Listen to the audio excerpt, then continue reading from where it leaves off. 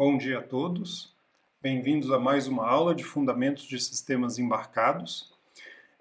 Dando sequência às nossas aulas, nós começamos a ver um pouco dos recursos do sistema Linux com acesso a arquivos e principalmente quando esse acesso a arquivos dá acesso a dispositivos, e iniciamos pelos dispositivos de caractere, de comunicação entre o nosso sistema Linux e o mundo externo. Na última aula, nós exploramos um pouco e fizemos até um laboratório com o protocolo UART, a comunicação serial no modelo mais básico, vamos dizer assim. E a ideia da aula de hoje é expandir um pouco, nos aprofundar um pouco nos diversos protocolos seriais que nós temos e em seguida, termos mais experimentos com outros protocolos, com outros tipos de sensores, com outros tipos de interfaces.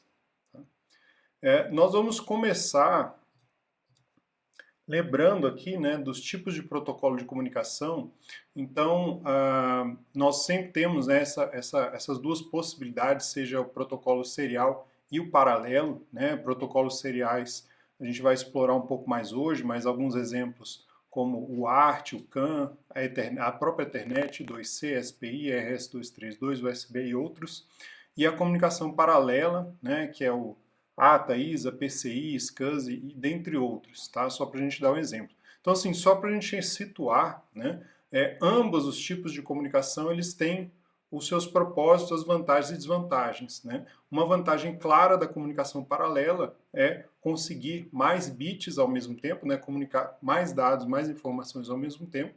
Então, ela consegue alcançar altas taxas de transferência e é muito utilizada em situações internas, onde você coloca, por exemplo, barramentos dentro do computador, comunicação com alguns discos de alta performance, ou, por exemplo, direto com a memória, ou dispositivos como uma GPU, ou algo nesse sentido, onde você coloca uma quantidade de dados, uma linha de dados muito grande em paralelo.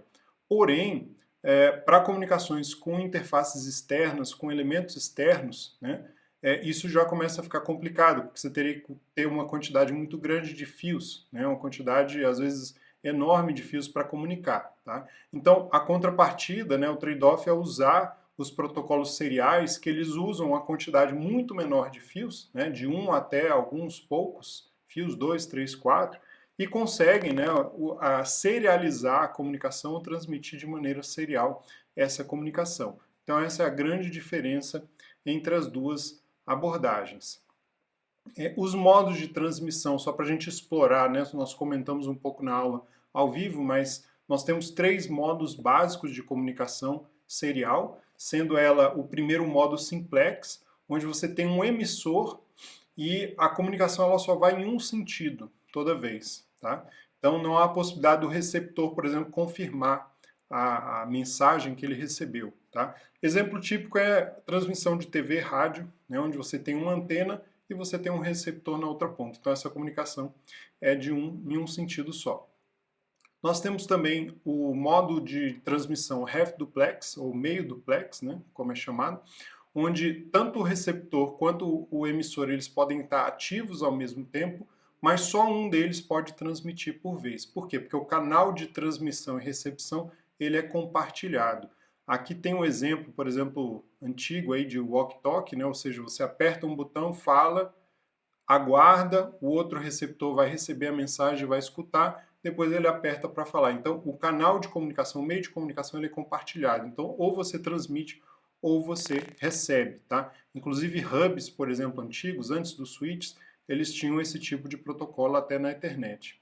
E o modo full duplex, que é o modo mais complexo, vamos dizer assim, onde você consegue enviar e receber ao mesmo tempo. Tá? Ambos os elementos, eles estão ativos e enviam e recebem. Então, um exemplo bem básico é a ligação telefônica convencional, seja ela com fio, seja ela celular, uma videochamada, que é muito comum hoje em dia, a internet de modo geral, muita coisa acontece nesse modo full duplex. Então você pode receber e enviar ao mesmo tempo, porque são 2 canais distintos, separados. Então esses são os modos de transmissão. Outro aspecto da comunicação serial é a sincronia de clock, quer dizer, como é que eu sincronizo a comunicação, como é que eu digo como é que o emissor diz para o receptor qual é a cadência de cada um dos elementos que ele está transmitindo, né? Lembrando, serial você está transmitindo elemento a elemento, na prática bit a bit, né? Então, uma possibilidade é a comunicação síncrona, onde o sinal de clock é transmitido junto do sinal. Então você manda o sinal do dado e, além disso, manda a cadência do clock, ou seja, a frequência com que você quer que o seu receptor interprete a mensagem, tá? É muito usado para comunicações de distâncias mais curtas, tá? Geralmente aí no mesmo circuito, então alguns exemplos SPI, 2C, o CAN. E a comunicação assíncrona, né? Que é um outro modo, né? Onde você não transmite o clock, tá? Você não transmite o clock. E isso você tem que, né, contornar, vamos dizer assim, negociando, né, a taxa de transmissão com o seu receptor. Então, é usada para distâncias mais longas, metros, e às vezes até muitos metros ou até quilômetros de distância. E a ausência de clock exige, né, alguns mecanismos de controle. Então, por exemplo, controle do fluxo de dados, a taxa de transmissão, qual vai ser, controle de erros. Tá? Alguns exemplos aí, RS-232, 422, 485 são alguns tipos de comunicação assíncrona. Tá? USB também como exemplo. E alguns outros aspectos interessantes e importantes, né? Por exemplo, a taxa de transmissão, como nós falamos, seja ela síncrona ou assíncrona, né? Ela limita a quantidade de dados que podem ser transmitidos por segundo. Então é muito comum, né, essa medida de bits por segundo, BPS, na taxa de transmissão. Taxas bem comuns, 1.200 até 115.200 nas transmissões mais baixas, né, mais lentas. Outras podem chegar até megabits, por exemplo, e algumas comunicações seriais bem avançadas até gigabits, tá? Mas a taxa ela depende do meio físico e o quanto o sinal está suscetível a ruído. Então, dependendo de como que o fio, o meio de condutor né, se ele é mais ruidoso ou menos ruidoso por uma série de interferências do meio, e não só a distância, né, você consegue alcançar velocidades maiores ou não. Por exemplo, os mais rápidos que nós conseguimos é através da fibra ótica, né? Mas aí você já está transformando o sinal em luz. O tamanho da palavra é um outro elemento importante, que é o frame, né? Então, o dado que você vai transmitir, qual o comprimento daquele dado? Né? Então, o emissor ele começa a transmitir, ele tem um limite de transmissão. E aquilo é uma palavra. Tá? Então, isso pode ser negociado ou definido em cada protocolo de comunicação. É muito comum usar 8 bits, por exemplo. Né? Isso a gente está falando bem baixo nível. A sincronia também, né? Os bits de sincronia. Então, muitas vezes num protocolo, principalmente assíncrono, você tem que dizer quando que você vai começar a emitir. Né? Então, você define um protocolo, um tipo de padrão ou um bit só de sinal dizendo que vai começar a transmissão e outro para dizer que ela vai ser encerrada. E também controle de erros. Né? Então você pode, um mecanismo muito comum é o bit de paridade, então você conta quantos bits né, você tem no seu sinal, e isso significa, lá, se for um número par, você coloca o bit de paridade 1 ou 0, caso contrário, e o receptor ele consegue verificar. Então essa é uma forma bem simples, até outros meios mais sofisticados, né, de verificação por vários, né, sinais, ou às vezes 8, 16 bits de confirmação, né, de verificação da integridade dos seus dados. Principais interfaces, né, e protocolos seriais. Então, a UART nós exploramos aí na aula passada, ela é a base, né, das comunicações assíncronas. O RS-232, 422 e 485 são em cima da UART, né, eles são desenvolvidos em cima dessa base. Nós temos também um protocolo síncrono que é o One Wire, né, um fio na prática. O I2C, nós vamos explorar bastante no próximo exercício. O I3C, que é mais recente, né, ele foi proposto em cima do I2C para melhorar a taxa de transmissão, a confiabilidade do I2C. É bem recente esse protocolo. SPI, né, que é um protocolo síncrono, o CAN. Eu coloquei aqui só um asterisco, bit banging, que a gente chama, né, que é basicamente assim, você não tem um protocolo padrão e você inventa, né, uma negociação bit a bit de comunicação. Isso é muito usado dentro de circuitos integrados. Tá? Então você desenvolve módulos e você coloca um bit de comunicação só para fazer handshake, por exemplo. E aí cada desenvolvedor ou cada designer desenvolve ali um método, né, de fazer handshake. Isso é muito comum também, bem baixo nível. Tá? E estou colocando aqui em cinza, né, USB, Thunderbolt, Ethernet, que são outros protocolos ou interfaces síncronas, só que elas são muito complexas, né, e fogem um pouco do escopo desse curso, detalhar o funcionamento dessas interfaces de comunicação, desses protocolos, tá? Mas também são protocolos seriais que aí já alcançam taxas de comunicação muito altas, né? Hoje o padrão USB-C, né, o tipo 3.1 já alcança, se não me engano, 10 gigabits, e o USB 4 já está indo para os 40 gigabits junto com o Thunderbolt 3/4, né? Então é uma comunicação super rápida, e a internet também você já tem de 10 gigabits e até mais do que isso. Tá? Então são protocolos bem mais rápidos e mais sofisticados, e eles são muito mais caros, né, vamos dizer assim, de implementar. Então muitas vezes a gente vai concentrar nesse curso aqui nos protocolos mais simples de sistemas embarcados, que são muito mais difundidos. Não que nós não vamos usar a Ethernet assim por diante, o USB nós vamos estar usando, mas nós vamos implementar outros protocolos na mão aqui, como exemplo. Bom, todos esses protocolos, né, eles estão baseados no que a gente chama de Open System Interconnection, que é o modelo OSI, né? Esse modelo ele foi definido justamente para a gente entender todas as camadas da comunicação. Então, desde a camada física até a camada da aplicação, são 7 camadas, né? E nós vamos ver que os protocolos mais simples, seriais, que nós vamos explorar nesse curso, muitas vezes eles terminam ali na camada física de dados e um pouquinho mais, certo? Então eles não exploram, não implementam explicitamente todas essas camadas desse modo que está previsto, tá? Alguns mais, alguns menos. E alguns protocolos, eles são só meios de definição desses que nós falamos, né? Eles só são meios de definição da camada física, tá? E aí você tem que definir um protocolo acima para negociação de dados, por exemplo. Como é que vai ser a camada de dados, camada de rede, camada de transporte, né? Isso fica em aberto e você pode colocar, né, protocolos em cima dele para fazer todo o tráfego de dados, tá? Então lembrem desse modelo aqui. Nem todos os protocolos seriais que nós vamos mostrar, eles implementam tudo isso aqui. Algumas coisas ficam em aberto para ser definidas. Começando aí, né, só fazendo uma revisão rápida pelo UART, né, nós já trabalhamos, fizemos um exercício, então só relembrando, a função do chip UART é converter o dado de paralelo para serial, então ele faz essa serialização do dado, tá? É um protocolo assíncrono, tá? Então ele não transmite o clock ao longo do meio físico, tá? E ele precisa de um start bit e um stop bit, ou seja, no protocolo eu vou sinalizar o início e o fim. Só que a UART, puramente, ela só trabalha com níveis lógicos. Então se você pega um microcontrolador que trabalha a 5 volts, ele vai chavear 0 e 5, 0 e 5. Se é um 3.3 como é o Raspberry, ele vai chavear 3.3. Tá? Em cima disso tem outros protocolos que definem esse nível de tensão que nós vamos ver já já. E exige também a definição de uma taxa de transmissão e um mecanismo de correção de erro. Então aqui, tipicamente, ele é um protocolo, nesse caso, full duplex, então, né, ele tem o TX e RX separados, são duas linhas de dados separados, você pode transmitir e receber ao mesmo tempo, e um ground, ou seja, um fio terra, para ser a parte comum, né, vamos dizer assim, a referência comum de tensão.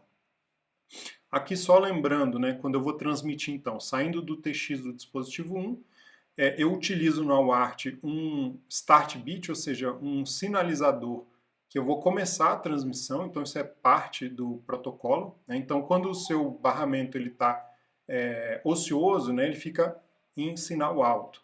Quando ele baixa o sinal para 0, né, ele já sinaliza que ele vai começar essa comunicação. Depois você transmite todos os bits, por exemplo, aqui 8 bits, né, um tamanho de dado, um frame de 8 bits, e no final você coloca o sinal alto de volta, sinalizando o final da sua transmissão. Tá? Então é super simples esse protocolo, tá? Esse é bem padrão. Esse aqui não está com bit de paridade, por exemplo, que é o modo mais comum da gente ver esse protocolo implementado. E aí, em cima da UART, né, baseado na UART, tem vários outros protocolos que surgiram para tentar definir, né, e dar mais robustez essa forma de comunicação tão usada. Então, por exemplo, o RS-232 ele é muito comum, uma topologia de ponto a ponto, né, com RX-TX Full Duplex, só que ela define, né, a interface elétrica com mais ou menos 12 volts. Então você define um sinal para diminuir o ruído e para você poder alcançar distâncias maiores. Então o RS-232 padrão ele vai até 15 metros, então você pode ter um cabo de até 15 metros comunicando a 9.600 bits por segundo. Tá? Então a taxa não é tão alta, mas ela é muito útil para uma série de padrões, tá, de comunicações e dispositivos. Já o RS-422, ele tem uma topologia multidrop, que a gente chama, tá? Onde um emissor vai enviar para vários receptores. O canal ele é só de ida, ele é half duplex, e o retorno ele fica numa linha separada, tá, de comunicação. A interface elétrica é um pouquinho diferente, mais ou menos 6 volts, mas ele já alcança velocidades maiores, de 10 kbps a 1.200 metros, ou até 10 megabits, né, por segundo a 10 metros. Então ele foi, né, implementado para ter redes. Né? O RS-232 é só ponto a ponto, de um dispositivo para o outro. O 422 você já consegue montar vários receptores. E o 485 ele expande para mais, né? Então é multiponto. Ele pode ser usado no modo half duplex ou full duplex, dependendo. Se você quiser full duplex, você tem que colocar duas linhas RX-TX.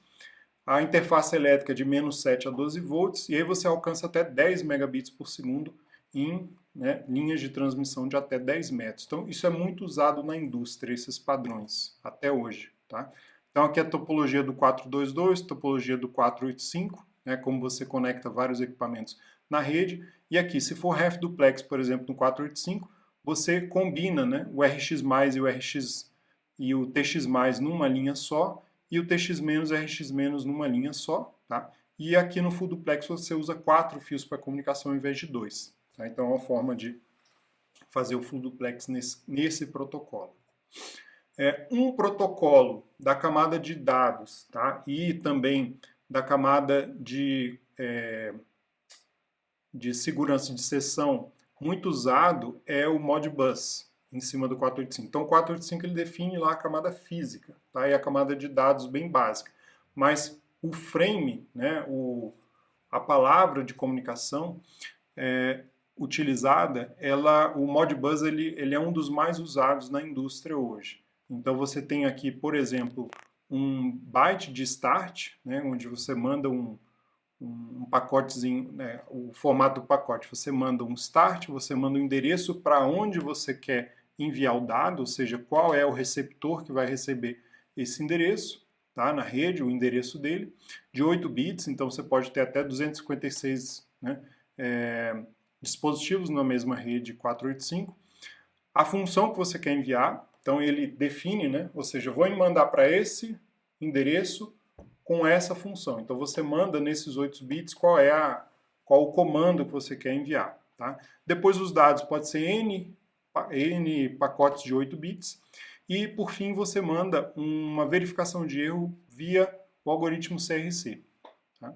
Então é assim que ele faz. Depois você define o final ali da sua comunicação daquele pacote. Tá? Então esse é um protocolo, tá? Você tem um Modbus RTU, tem um Modbus TCP, inclusive, para ser usado via rede Ethernet, tá? Mas aqui tem essa referência, vocês podem ver os detalhes, tá, de implementação, tem tudo, documentação, um protocolo bastante antigo, então ele é muito conhecido na indústria, tem driver para tudo quanto é dispositivo e linguagem de programação para Modbus. Dando exemplos, né? Até hoje o RS-232 e 485 são muito usados, por exemplo, o RS-232 aqui num servidor Dell, né? Sempre tem aquela porta para debug, porque ele é um protocolo tão simples, tá? Que você consegue implementar um firmware ali muito simples com o RS-232 para navegar se estiver dando algum problema. Tá? Então o terminal fica acessível via RS-232. Aqui um outro exemplo aqui de uma matriz, né? Um switch de matriz HDMI, tá? Com interface RS-232 também, para comunicação, para configuração, switches de rede muitas vezes tem também. E para 485 a gente mostra aqui um decodificador de controle de motor DC, controle de acesso, dois dispositivos, né, muito usados na indústria também, com padrão 485.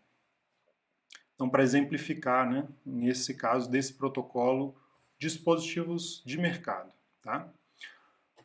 Um outro protocolo que nós vamos ver aqui é um protocolo muito simples, que é o OneWire. Ele é um fio, né, de dados na prática. Você tem que ter um fio de referência, pelo menos um ground, mas o OneWire ele foi criado pela Dallas Semiconductor. Ele é um protocolo half duplex assíncrono, tá?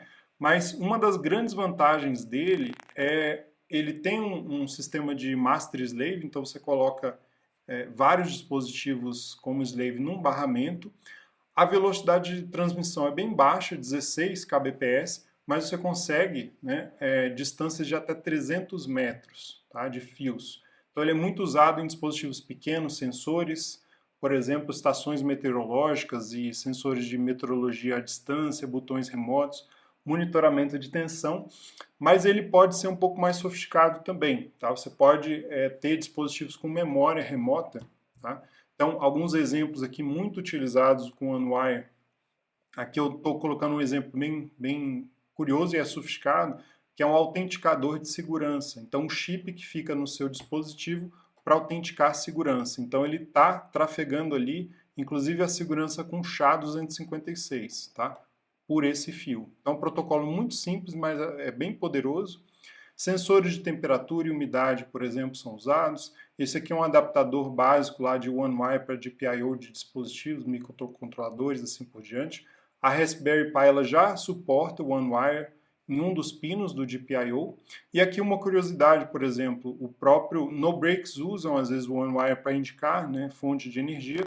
Aqui o MagSafe, né, que é o cabo de alimentação dos dispositivos dos notebooks da Apple, que era o padrão até alguns anos atrás, ele usa, né, o protocolo OneWire para comunicar quando você está conectado ou não e quando o seu dispositivo está sendo carregado ou não. Tá? Então, é um protocolo muito difundido na indústria por ele ser muito simples e barato e eficaz. Seguindo, né, vimos aí o ART com RS-232 e toda aquela família, vimos o OneWire, e agora a gente vai para o I2C. Tá?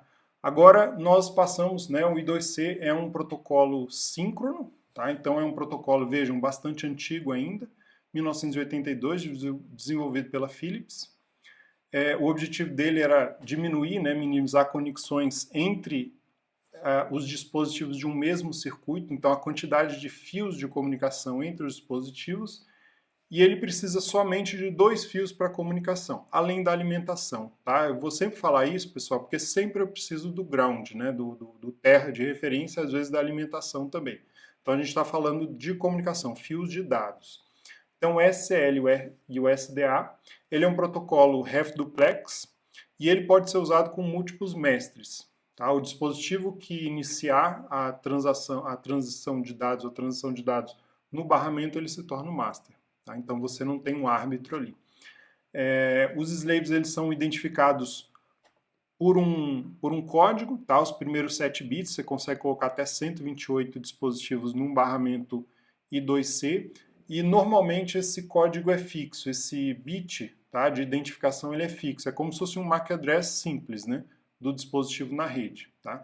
As velocidades de transmissão elas são padronizadas, então elas podem ser ou 100 ou 400 kbps ou 3.4 megabits por segundo. Tá? Essas são as velocidades do protocolo. E ele manda o clock junto, tá? Como a gente falou, é um protocolo síncrono. E é muito usado para comunicação entre dispositivos na mesma placa ou dispositivos muito próximos. Tá? Então, você consegue chegar ali até 30 centímetros para velocidades moderadas. Se você passa muito disso, ele começa a perder a eficácia e aumentar muito a taxa de erro na comunicação. Aqui é um modo básico de comunicação, né, de integração. Então, 2 dispositivos, você conecta eles pelo SDA e o SCL, esses 2 sinais de dados. O SL é a referência do clock, o SDA é o data, né, os dados, e aqui o ground e o VCC, ou seja, a referência de energia através desses resistores de pull-up. Então as duas linhas de dados estão conectadas. Né? Normalmente dentro do dispositivo já vem conectado o resistor de pull-up nesses dois dispositivos. Você só tem que conectar as linhas nesse modo. Tá? E aqui o fluxo de dados. Então, sempre que eu estou transmitindo, eu mando o clock e mando os dados nesses frames. Tá? Então, aqui uma palavra, por exemplo, o endereço, né, de 7 bits, para onde eu quero enviar o dado, né, dentro do barramento. Então, cada dispositivo sabe, recebe, todo mundo recebe a mesma mensagem, mas você só lê aquela mensagem que está endereçada para você mesmo. Essa é a ideia do protocolo. E depois o envio de dados, tá? Dados síncronos. Aqui exemplos, né? Então, múltiplos dispositivos, múltiplos displays LCD e 2C conectados no mesmo barramento. Então, vejam a economia de fios, né? Esse controlador que está aqui à direita só está conectado saindo 4 fios dele, né? O VCC e o ground e os 2 de dados. E isso está sendo replicado para todos os dispositivos no barramento. Tá? Aqui mais um exemplo, várias Raspberries conectadas a um Arduino. Tá? Aqui vários tipos de sensores diferentes, né, no mesmo barramento. E aqui outros exemplos, tá? Controladores, por exemplo, de motor servo. Aqui você pode colocar, se eu não me engano, nesse caso aqui, 16 motores servos num barramento I2C. Controlar todos eles ao mesmo tempo pelo mesmo barramento. Sensor de pressão, luminosidade, display LCD, né, como foi colocado lá, um potenciômetro, enfim, vários dispositivos usam I2C. E aí lembrando a limitação, né, de velocidade desse barramento. E o SPI, né, em contrapartida ao I2C, já é um protocolo que também tem essa ideia de usar menos fios, né, dentro de um barramento, esse protocolo serial, só que para comunicações mais rápidas. Tá? Então, ele é um protocolo também bastante antigo, 1979, desenvolvido pela Motorola.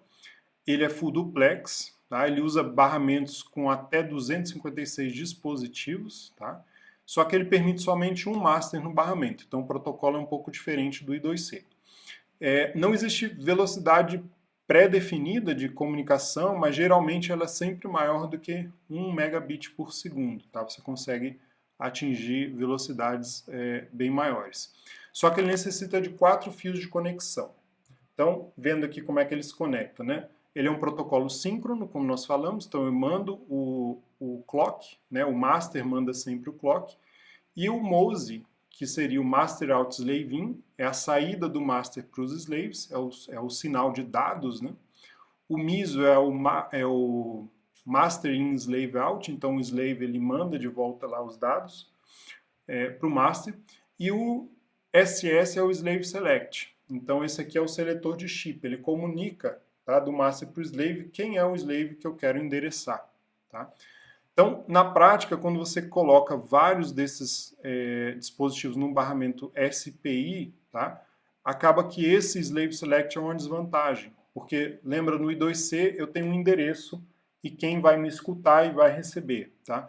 No SPI, esse endereço não existe, então você tem que mandar um sinal físico, tá? Conectar um sinal físico direto para o slave. Tá? Existem algumas formas de diminuir isso, tá? Existem alguns meios de diminuir, mas normalmente isso é uma desvantagem do SPI. Tá? Que você tem que ter, se você colocar 10 dispositivos, a princípio você tem que ter 10 fios, né? Um para cada dispositivo, só para sinalizar que você vai comunicar com ele. Tá? Então tem umas formas de remediar isso, mas é um limitador desse barramento. Mas geralmente ele consegue alcançar velocidades bem maiores. Tá? O fluxo de dados, então vejam, toda vez que eu estou transmitindo eu mando o clock, aqui em cima o SCK, e aqui é o master enviando, e depois o slave respondendo ao master. Tá? Então o slave select ele fica selecionado nesse período todo, o master faz uma comunicação, faz uma requisição, e o slave responde a essa requisição. Tá? Então esse é o controle do fluxo. Tá? Então aqui só exemplos de comunicação, de conexão do Arduino com a Raspberry, né, usando o protocolo SPI. E aqui alguns exemplos de dispositivos. Vejam que aqui eu tenho, por exemplo, um SD Card Reader, né, que exige uma comunicação mais rápida, tá, com a memória flash, né, do SD Card. Então via I2C ficaria muito lento, com SPI fica melhor. Uma tela, por exemplo, de LCD, uma matriz maior, né, então eu consigo alimentar esse display, né, com a velocidade de comunicação todo ele, módulo de memória flash externa e assim por diante. Então você consegue colocar dispositivos com desempenho melhor no barramento SPI. E, por último, nós vamos falar um pouco aqui do protocolo CAN, que é o Controller Area Network. Nós não vamos usar muito aqui no curso, não sei se vai dar tempo, mas ele é um protocolo muito interessante mencionar, porque ele foi desenvolvido pela Bosch na década de 80, e a ideia do CAN, tá, ele foi desenvolvido para a indústria, principalmente a indústria automobilística, onde dentro de um carro, por exemplo, hoje você tem dezenas de microcontroladores, ou unidades, né, de processamento, e você precisa de uma rede muito robusta para fazer a comunicação entre esses dispositivos. Tá? Então a ideia dele é ser um protocolo muito robusto a ruído, a todo tipo de intempérie, justamente porque ele está alimentando, né, nessa situação bastante crítica dentro de um veículo. Tá? Então ele é uma topologia de barramento multimaster, todos os dispositivos eles podem enviar ao mesmo tempo, e nessa robustez tem uma característica interessante, porque se você coloca uma prioridade na mensagem, se um segundo dispositivo começa a enviar e vê que alguém está mandando com prioridade maior, ele para de enviar. Tá? Então, todos os dispositivos podem começar a enviar dados ao mesmo tempo, e ao invés de endereços físicos de dispositivos de destino, o protocolo CAN, na palavra, né, do pacote, você diz qual é o dado que você está enviando. Então, em vez de falar, eu estou enviando para o dispositivo X, não, eu estou enviando dados de temperatura. Então, todo mundo que estiver interessado em dados de temperatura vai ler aquele dado. Tá? Então, você não endereça para alguém, você dá o label do tipo de informação que você está passando no campo. Tá? E todo mundo pode ler e receber e escrever ao mesmo tempo. Então, até 120 dispositivos numa rede, muito utilizado na indústria automotiva, em fabricação, chão de fábrica, robótica, equipamentos médicos.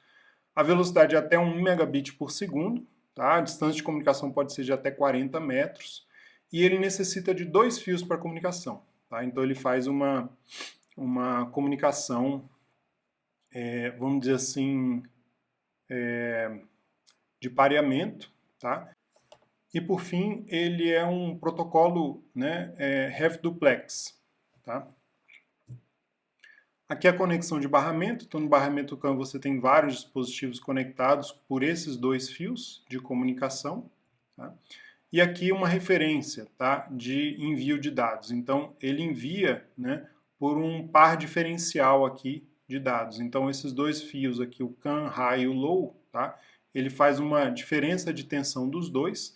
Essa diferença de tensão normalmente está na faixa de 2,5 volts, né? Então é assim que ele evita ruído, tá? Esse é o protocolo para evitar ruído na comunicação. Então são esses 2 fios aqui que estão enviando os dados, tá? Aqui é só a referência do que seria o dado no nível lógico, né? Aqui em preto. Mas na prática são esses 2 fios verde e vermelho que estão transmitindo os dados, tá? Então é um barramento bem simples, mas muito robusto. E muito usado, como eu falei, na indústria automobilística e companhia limitada. Alguns exemplos aqui de dispositivos CAN, né? Aqui um OBD2, o CAN Bus Development Kit, então aquele que você liga direto no barramento do carro, né? Para fazer extração de dados, comunicação e assim por diante. Aqui na indústria, por exemplo, um motor brushless DC, tá? Controlado pelo protocolo CAN. Aqui um controlador de motor também na rede CAN, mesma coisa. E aqui um shield de Arduino, por exemplo, específico para fazer comunicação via CAN. Né? Então, alguns dispositivos existem dezenas, mas só dando um exemplo rápido.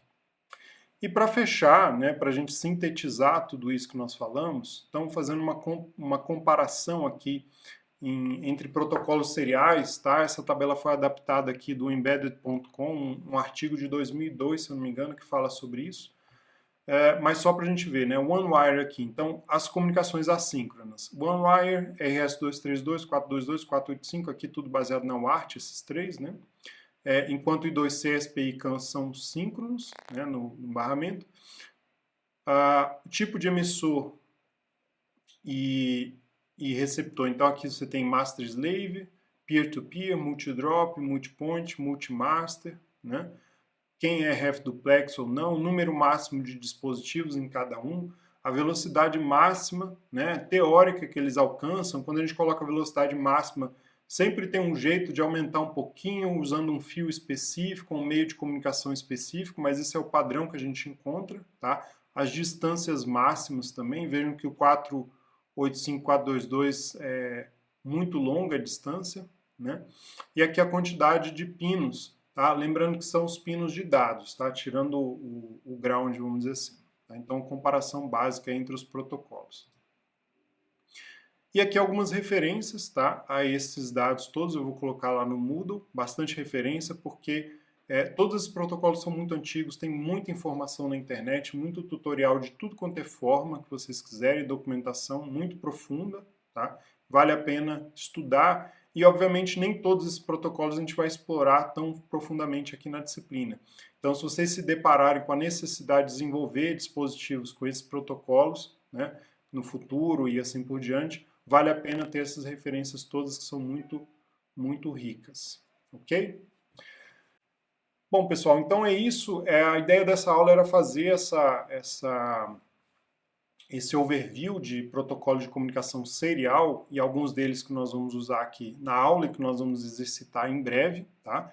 Na próxima aula nós vamos começar, né, dando continuidade ao laboratório com um exemplo de comunicação I2C na RESP. Então nós vamos fazer um laboratório de I2C, ok? Então anotem as dúvidas e vamos discutir depois na próxima aula. Obrigado, pessoal.